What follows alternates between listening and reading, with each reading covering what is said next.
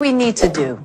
We need to stop believing the myth. In this country, what we call education is actually indoctrination. And it takes us from the ages of 5 to the age of 18 to thoroughly indoctrinate people so that they will believe in the myth of white superiority. And it is a myth. Right. Now, you can't do that while you're teaching that Columbus discovered America. Right. There were black people on this continent 4,000 years before Columbus was born. Right. We teach black history in the schools as if it started with slavery. I'm not a white woman. I'm a faded black person. My people move far from the equator. And that's the only reason my skin is lighter. That's all any white person is. Because our great, hey. Because there's no such thing as race. No, there's no such thing as race. There's one race. There's one race, the human race. And then you all came from the same black women 300,000 to 500,000 years ago. The human race began with black women. My cousins, and you are all my cousins. Make no mistake about this. We are all 30th to 50th cousins because we all have the same black great-great-great-great-great-great-grandmother back there 300,000 to 500,000 years ago. So get over the idea that you are white. There's one race. Yeah. The human race. The human race. One race. Now, will every person in this group who's biracial please stand? Biracial. Oh, I told you there's only one race. Damn it, you got me. And you too. How dare you? Didn't you listen to anything I said?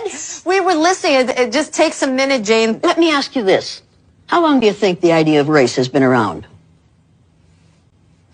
Since the beginning of time? That's just what I thought you were going to say. And you are just as wrong as you can be. I was going to say since around the 1400s. Right. It started with The Spanish. the Spanish Inquisition. Before that, race was not Spanish a problem, but they found out that they were killing people who were of their religious belief, but they couldn't tell what their religion was by looking at them. So they had to find another way to identify those they were going to kill, so they set upon skin color.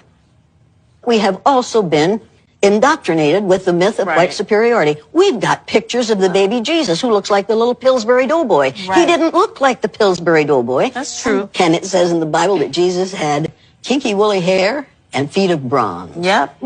Here's what you can do. You can educate yourself. The schools won't do it. They won't. They don't want you to know the truth. They can't afford to have blacks know the truth. But what you have to realize is, within 30 years, white people will have become a numerical minority in the United States of America. Now, blacks and people of other color groups have got to stop playing defense and start playing offense.